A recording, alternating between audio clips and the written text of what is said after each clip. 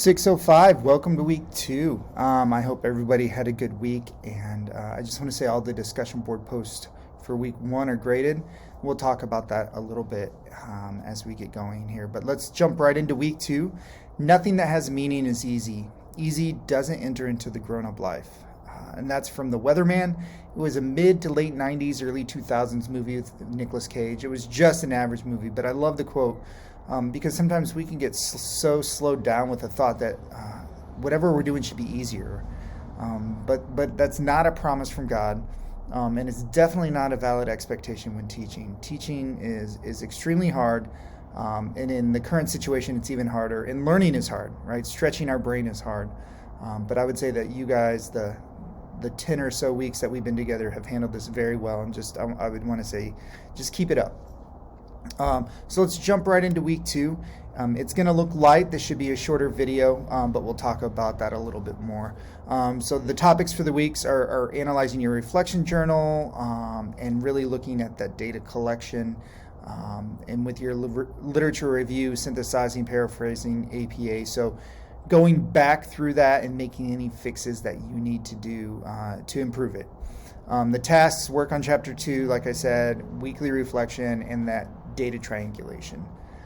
Your text for this week really is just 3 chapters out of the Efron book. Once again, that's going to give you a good base when you're working on your project. Only one discussion post this week. It's the reflection journal, and I'm going to talk about those in a minute here as we go through a couple more tabs. And just know that you don't have an assignment besides the journal entry this week. Next week you have 1 chapter, 1 discussion post, and then everything starts getting fast and furious during week 4, but we're going to talk about that right now. So here's the due date outline for 580 and 605, and so let's jump down to the 605 one. And as you can see, it looks really light for the first few weeks, and even for the peer review, right? Like a lot of that work you've already done.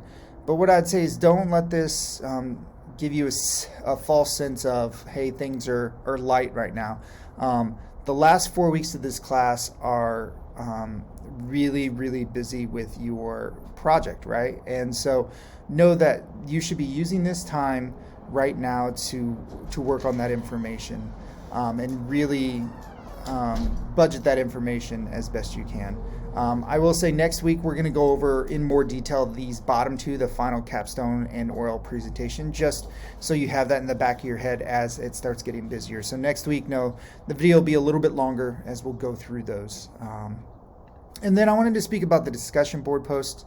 I would just say that be careful not to overlook these. I know they're only worth 10 points total, but it's so important to the quality of your project. The feedback you give and you get from classmates is extremely important. And so I just let you know that, hey, when you are giving feedback to say, hey, I like what you said here, that's not real helpful feedback. You can say that you like what they said and then say why you liked and what you liked specifically or how they can improve it.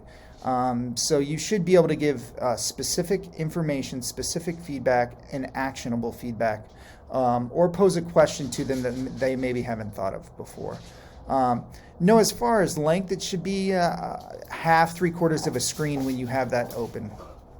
Side note, yes, I am outside with a crazy dog because when you live in a house with 4 people all on video conferencing all day long, sometimes outside, even when it's cold and rainy, is the best place to be.